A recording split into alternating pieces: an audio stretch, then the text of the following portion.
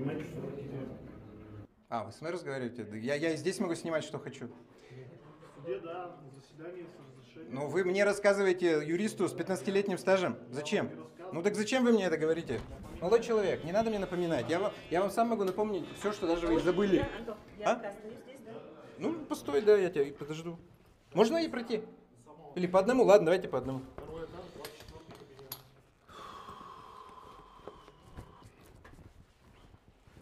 Устроит вас такое удостоверение? Государственным органам выдано за... Согласен с вами, конечно. Только не государственным органом, а органом государственной власти. Вы что, не знаете законодательное собрание Кировской области, что за орган в системе органов государственной власти? Я никому, я обязан сообщить цель визита в суд. Вы что, давно правила, судя по всему, не изучали? Надо устроить, видимо, обучение. Да, я сообщаю цель визита. Я иду в Кирово-Чепецкий районный суд для того, чтобы вначале принять участие в